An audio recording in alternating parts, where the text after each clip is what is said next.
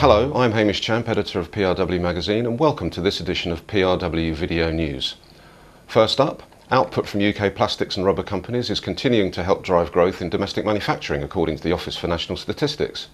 Overall production output in May was up 2.3% year-on-year, and according to the ONS, manufacturing was the largest contributor to the increase. Within this, the ONS cited the main drivers as being plastic and rubber products, followed by transport equipment, food products, beverages and tobacco. The British Geological Society reports there are no significant shale gas reserves in the Weald Basin in southeast England, although the area might contain up to 8.6 billion barrels of shale oil.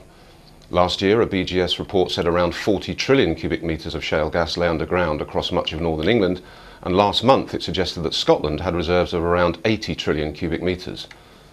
The Prime Minister, David Cameron, believes shale gas exploitation could trigger a renaissance among UK manufacturers by offering cheaper, more stable supplies of energy. A Labour government would introduce what party leader Ed Miliband called technical degrees to help the forgotten 50% of UK young people who did not go to university.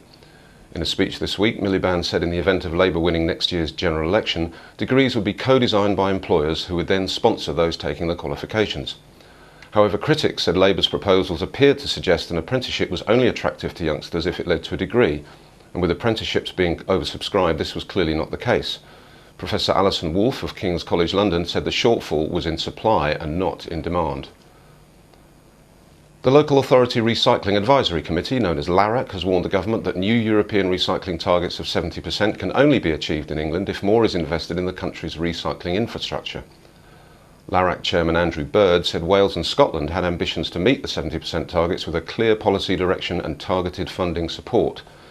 There was no reason why targets could not be met in England, he said, but that it would take investment in services and better joint working practices across the industry to hit these levels in future. The government this week announced a package of measures worth £52 million designed to boost skills and training in the UK's science sectors. The Science Industrial Partnership, which is led by GlaxoSmithKline, successfully bid for the money from the government's Employer Ownership of Skills Pilot Fund.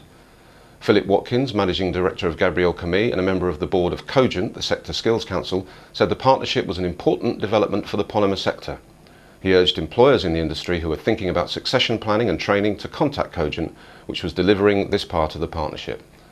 And finally, some footballers at the World Cup in Brazil have been wearing high-tech skin-tight underclothes which are designed to store up energy when stretched and return it to the wearer as he moves.